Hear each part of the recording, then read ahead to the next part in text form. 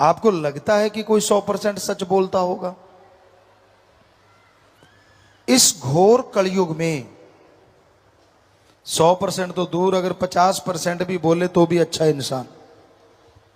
हर कोई कहता है कि मैं सही हूं, हर कोई कहता है कि मैं ही ठीक हूं, बाकी सारी दुनिया गलत।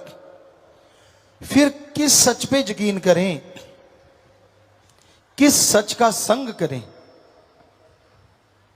तो एक ऐसा सच है जो कभी बदलता नहीं, एक ऐसा सच है जो आद काल से चला है, चल रहा है, चलता रहेगा, वो कभी झूठा हुआ ही नहीं। ऐसा सच जो उस सच से जुड़ जाया करते हैं, वो तमाम जिंदगी खुशियां हासिल करते हैं और मरनों उपरांत आवागमन से आजाद होके ओम, अल्लाह, वाहिगुरु, गॉड, खुदा, राम, वो सच है। पर उसका संग कैसे करें? आप उसका संग करें ना करें, वो आपका संग हमेशा करता है।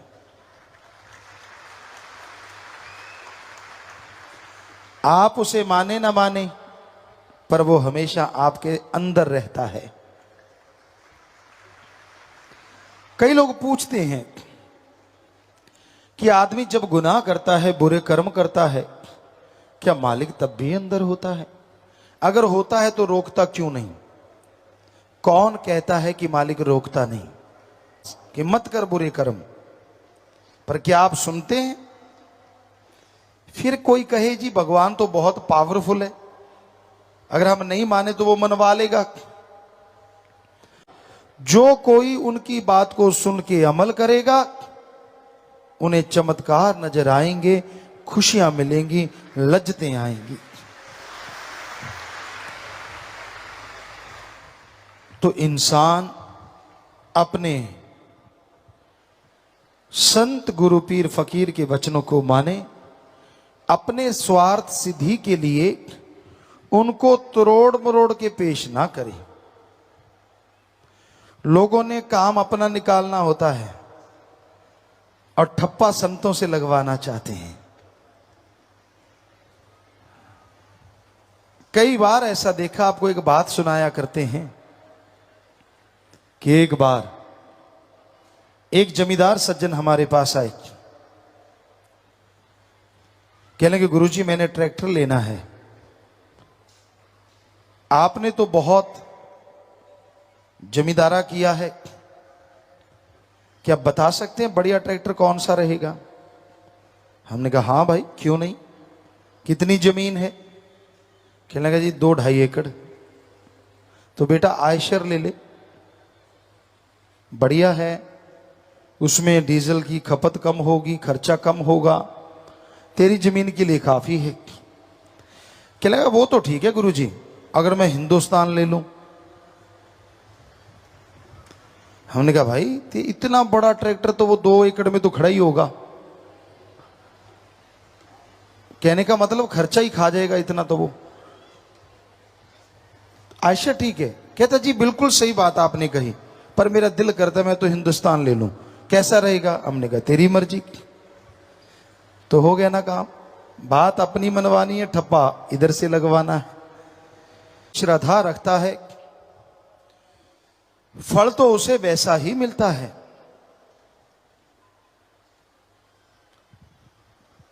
राम झरोखे बैठ के सबका मुजरा ले, जैसी जिसकी भावना तैसा ही फल दे। राम झरोखे, झरोखे आंखों को भी कहा जाता है, और झरोखे महलों में गुप्त छोटे छोटे छिद्र रखे होते हैं जिनसे रानियां देखती हैं। वो नहीं दिखती लेकिन सारा काज दिखता है उनको कि कार्रवाई क्या कर रहे हैं महाराज। तो दोनों ही बातें सही हैं। भावना, जैसी श्रद्धा, जैसा यकीन, वैसा ही फल दे, उसे वैसा ही फल मिला करता है। आदमी अगर अहंकारी है, खुद गर्ज है, तो उसका अहंकार एक न एक दिन टूटता जरूर है। खुद गर्ज इंसानों को इंसान कम शैतान ज्यादा कहा जाता है। आज के दौर में खुद गर्जी का ही बोलबाला है। जिधर निगाह मारो खुद गर्ज लोग, स्वार्थी लोग। आपको नमस्कार भी कर दी तो समझ लो उसके पीछे कोई ना कोई गर्ज होगी। आपको प्यार के दो मीठे बोल बोल दिए, सिवाय प्रेमी जन के, सिवाय मालिक के प्यारों के, और किसी ने अगर ऐसा किया है तो यकीन मानो कोई ना कोई गड़बड़ जरूर है। या तो आपकी राज पहुंच है, लोग आपको अनजाने में आके नमस्कार कर देते, जानते भी नहीं फिर भी करते हैं। या आप बड़े ऑफिसर हैं, मौके के ऑफिसर, लोग आपको नमस्कार करते हैं क्योंकि आपसे कोई काम लेना होगा। या आप कोई बड़ा ओहदा रखते हैं समाज में, या जमीन जायदाद आपके पास बहुत पैसा है, या बहन बेटी बहू कोई आपकी सुंदर है। बुरा ना मानना, सच हमें कहना पड़ता है, और फकीर सच नहीं कहेगा तो कौन कहेगा। जो एक निस्वार्थ प्यार पाने के लिए आपसे हाथ मिलाते हैं, आपसे दोस्ती निभाते हैं। आप सोचे दोस्ती बढ़िया कौन सी होती है। दोस्त वो कभी अच्छा नहीं होता जो हां में हां मिलाता चला जाए। दोस्त अच्छा वो होता है जो आपकी कमियां आपके मुंह पे सुनाता जाए। दोस्ती क्या, जिसको ये पता चल गया कि यार मेरा दोस्त बुरे कर्म करता है, गलत कर्म करता है, और वो दोस्त कहे मैं सही कर रहा हूं ना, वो दोस्त ही क्या जो ये कहे सही कर रहा है। दोस्त क्या कहेगा, तू 100% गलत कर रहा है, तू बर्बाद हो जाएगा, तेरा शरीर बर्बाद हो जाएगा, मत कर गलत कर्म। तो दोस्त इस संसार में एक ऐसा भी है जिसकी दोस्ती कभी टूटती नहीं, और जो हर बात पे टोकता है जो गलत आप करते हो, वो है सतगुरु अल्लाह वाहिगुरु राम।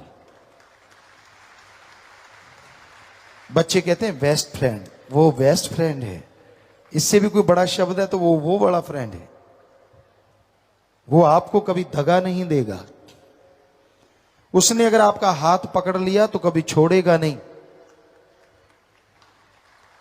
उसने साथ देना शुरू कर दिया तो दोनों जहान में देगा। अपने आप को आपने उसका बना लिया तो वो ऐसा अपना बनाएगा कि दुनिया में और दोनों जहां में जय जयकार करवा देगा। पर उसे अपना बनाने के लिए बहुत चीजों का त्याग करना पड़ता है। खुद गर्जी का त्याग, स्वार्थीपन का त्याग, काम वासना, क्रोध, लोभ, मोह, अहंकार का त्याग, नशों का त्याग, चुगली निंदा का त्याग। अब आदमी सोचे इतने त्याग कैसे करूं, तो एक ही त्याग कर दो कि यहां भगवान देख रहा है, वहां कोई बुरा कर्म नहीं करेंगे। बस एक ही त्याग काफी है, बाकी त्याग चाहे ना करो। कई बच्चे हंस रहे हैं, है भी बात हंसने की, क्योंकि अगर आप ये सोच लें कि यहां भगवान है, वहां कोई बुरा कर्म नहीं करेंगे, तो बताओ ऐसी जगह कौन सी है जहां भगवान नहीं है। वो तो शरीर के अंदर है, शरीर के बाहर है, कण कण में, जर्रे जर्रे में। गॉड इज एवरीवेयर, हर जगह है वो। बताओ फिर बुरा कर्म करोगे कैसे। एक ही बात काफी है सब बुराइयां छुड़ाने के लिए।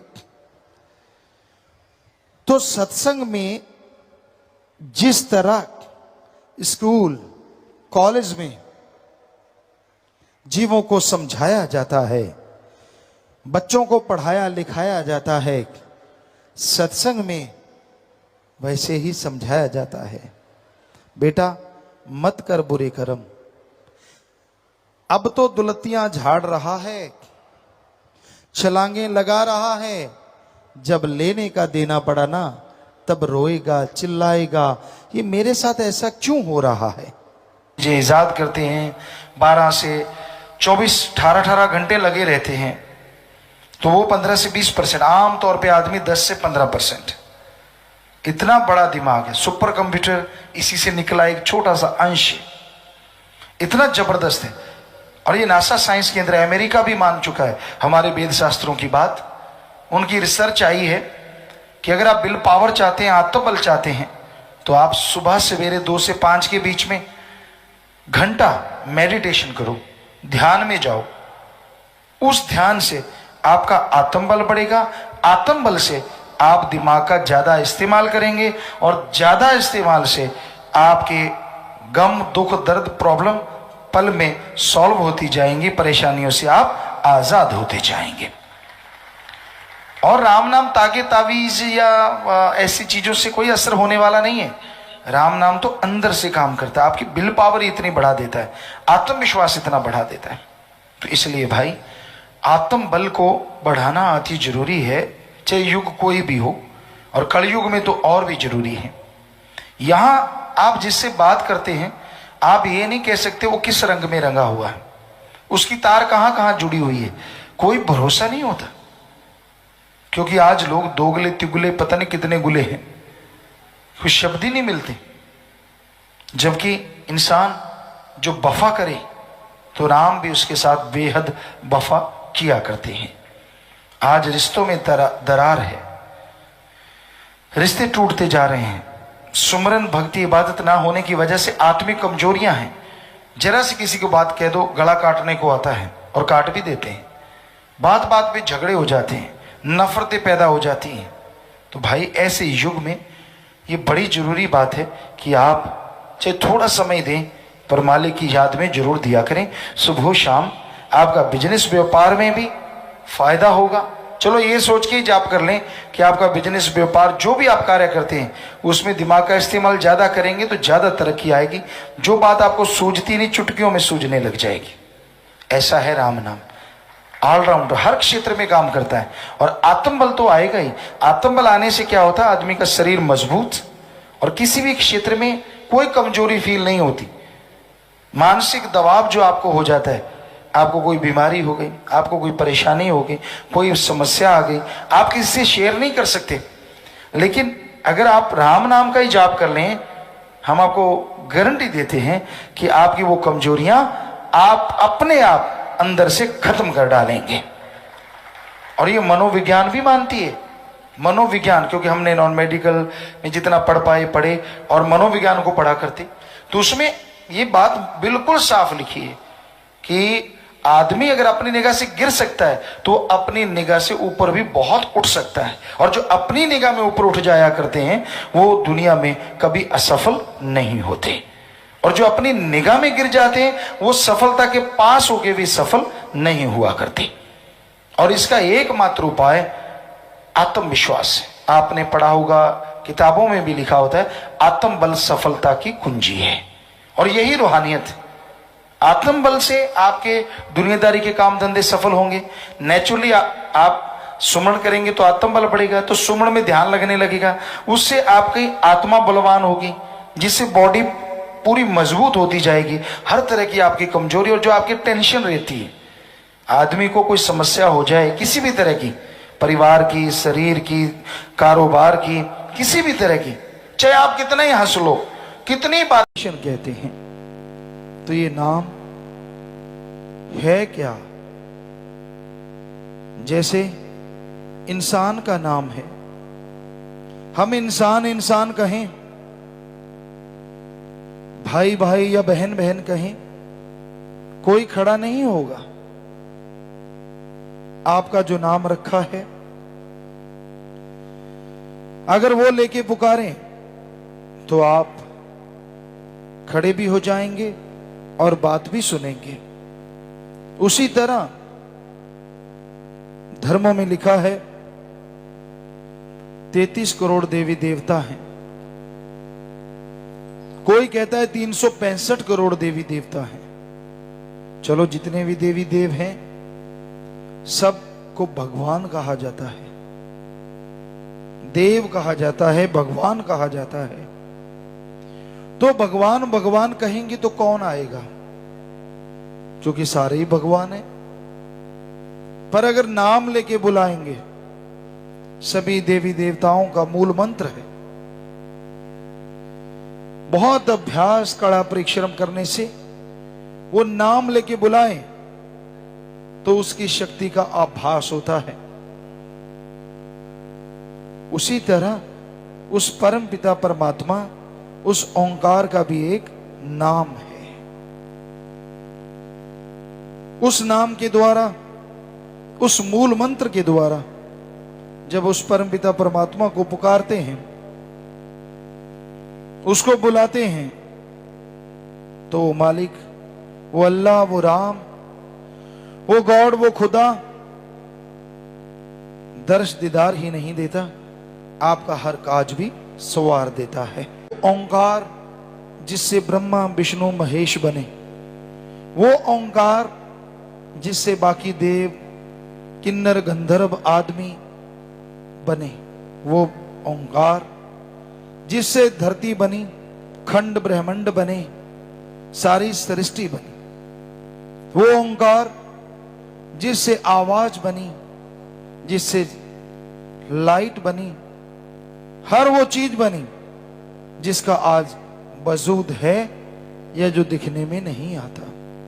वो ओंकार जो एक होते हुए भी सब प्राणियों में मौजूद है, वो ओंकार जो अनजन्मा है, जन्म मरण के चक्कर में नहीं है, पर फिर भी सबके अंदर मौजूद है।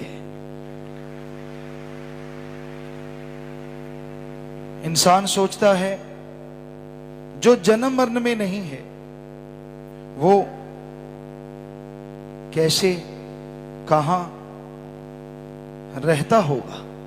ये झूठ है। तो हाथ कंगन को वारसी क्या, पढ़े लिखे को फारसी क्या। आप उस ओंकार का मूल मंत्र लो, उसका जाप करो। उस ओंकार के नाम का जाप करते हुए अगर आप दृढ़ विश्वास पैदा कर लेंगे, दृढ़ यकीन बना लेंगे, तो वो ओंकार जो जन्म मरण में नहीं है, आपको कण कण में, जर्रे जर्रे में नजर आएगा। पर लोग संतों की बात पे यकीन नहीं करते। हर चीज पे यकीन जरूरी है। आप बस में सफर करते हैं, ड्राइवर पे यकीन करते हैं। आपको क्या मालूम वो ट्रेंड है या नहीं, कहीं बस ठोक दे तो, पर आप चुपचाप यकीन करके बैठ जाते हैं। आप कोई भी सामान बाजार से लाते हैं, कोई भी मनोइंद्रियां बता नहीं सकती। सूंघकर, देखकर, खाकर, स्पर्श करके, किसी भी तरीके से आप नहीं बता सकते कि वो सामान वाकई बहुत देर तक चलने वाला है। पर फिर भी वो सामान आप ले आते हैं क्योंकि दुकानदार पे आप विश्वास करते हैं। आपको कुछ हो गया तो उसका जिम्मेवार मैं नहीं, आप फिर भी दस्तखत कर देते हैं, हस्ताक्षर कर देते हैं। क्यों? क्या आपकी मनोइंद्रियां, जो कि थी तो आत्मा के लिए, पर आजकल मनोइंद्रियां ही हैं, तो वो क्या बता सकती हैं कि डॉक्टर वाकई सही करेगा? जी नहीं बता सकती। फिर भी आप क्यों दस्तखत करते हैं, क्यों हस्ताक्षर करते हैं? क्योंकि आप डॉक्टर पे विश्वास करते हैं या यकीन करना पड़ता है। तो फिर संत तो कोई ऐसा ऑपरेशन भी नहीं करते, उसमें तो कोई मरने का या तकलीफ आने के डर भी नहीं होता, फिर भी संतों पे यकीन क्यों नहीं करते? जो सारी उम्र समाज के लिए लगा देते हैं, जो सारी उम्र मानवता के लिए लगा देते हैं, उनके वचनों पे यकीन क्यों नहीं आता? ये क्यों का मतलब या इसका जवाब है काल का देश। ये काल की नगरी है। और इस नगरी में जो काल और मनमते चला करते हैं उस पे लोग जल्दी से यकीन कर लेते हैं। जो अल्लाह वाहिगुरु राम की चर्चा करते हैं सच होते भी लोग उसे यकीन नहीं करते। तो भाई वो अल्लाह, वो वाहिगुरु, वो राम सबके काज संवारता है, हर किसी के अंदर मौजूद है। आप उसे देखना चाहते हैं, उसे पाना चाहते हैं तो आप उसके नाम का सुमरन किया करो, उसके नाम का जाप किया करो। वही हर जगह है, हर शय में है। हम तो एक सेवादार हैं, चौकीदार हैं, आपके जूतों में बैठने को तैयार हैं, खाकसार कुछ भी नहीं। कबीरा सब ते हम बुरे, हम तज भला सब कोय, जिन ऐसा कर मानया मीत हमारा सोए। गुरु नानक देव जी ने अपनी बानी में कहा, कोई आखे पूतना, कोई कहे बेताला, कोई आखे पूतना, कोई कहे बेताला, कोई आखे आदमी नानक बेचारा। सो संत पीर फकीर मान बड़ाई के भूखे नहीं होते। हकीकत यही है कि वो अपने आप को उस मालिक का अदना सा, खाक सा एक इंसान मानते हैं। हाँ, ये बात अलग है उस खाक को मालिक चाहें तो नूरी जर्रा बना लेते हैं, ये उनकी मर्जी है। तो भाई आप अल्लाह वाहिगुरु राम को जरूर याद करो।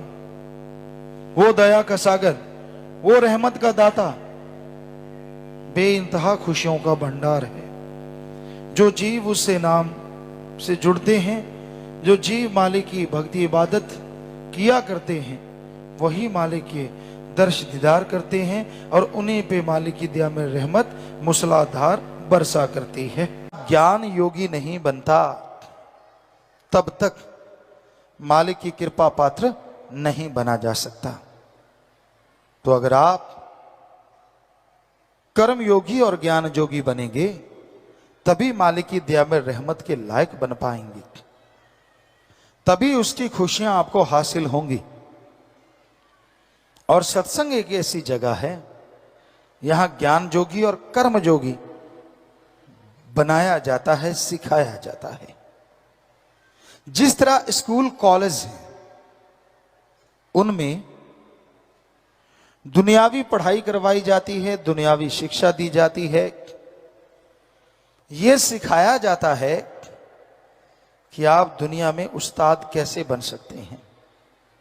यह सिखाया जाता है कि आप दुनिया में सर्वश्रेष्ठ कैसे हो सकते हैं। उसी तरह सत्संग में इंसानियत का पाठ पढ़ाया जाता है, प्रभु से मिलने का सच्चा राह दिखाया जाता है।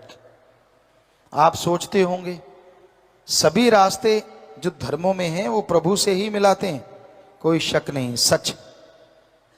पर क्या आप जानते हैं इस कलयुग में राम नाम बिजनेस बन गया है। हम नॉन मेडिकल के स्टूडेंट रहे, जितना पढ़े कम पढ़ पाए, लेकिन जितना पढ़े साइंस में बहुत रुचि थी। नॉन मेडिकल के स्टूडेंट थे, गुरुजी ने बुलाया, उनकी रजा, उनका रहमत। घर में भी धर्म थे, पवित्र गीता, श्री गुरु नानक देव जी की जन्म साखी, सुंदर गुटका और भी शायद रामायण, ये ग्रंथ घर में थे, पढ़ा करते थे। गुरुजी ने बोला कि सभी धर्मों को पढ़ो, और हमने उसी वैज्ञानिक दृष्टिकोण से सभी धर्मों को पढ़ा। सभी धर्मों में ये तो लिखा है दाता था, दाता है और दाता ही रहेगा, वो मंगता नहीं हो सकता। और यह भी सच है, वो देता था, देता है और देता ही रहेगा, मांगने का कायदा आना चाहिए। ऐसे नहीं होता कि आपने इच्छा करी और वो पूरी हो गई, नहीं। क्या आप इच्छा करें, 5-7 साल का बच्चा कोई इच्छा कर ले कि मुझे पीएचडी की डिग्री मिल जाए तो मिल जाएगी। कितना भी भ्रष्ट युग है, 7 साल के बच्चे को पीएचडी की डिग्री नहीं मिल सकती। हाँ, बड़े वाला तो कहीं भी कुर्सी के नीचे से दाएं से डाल के ले सकता है, लेकिन 7 साल के बच्चे को कौन देगा? नहीं हो सकता। वैसे तो कलयुग है, कुछ भी हो सकता है, लेकिन अगर वैसे कायदे से देखा है, डॉक्टरेट की डिग्री, मास्टर डिग्री ऐसे नहीं हासिल होती, उसके लिए जिंदगी के 20-25 साल लगाने पड़ते हैं। तो जरा सोचिए, ये किताबें तो सामने हैं, वो अल्लाह, वो वाहिगुरु, वो राम, वो गॉड जो दिखता नहीं, क्या उसके लिए 16 साल नहीं, 20 साल नहीं, 5 साल नहीं, क्या 2-4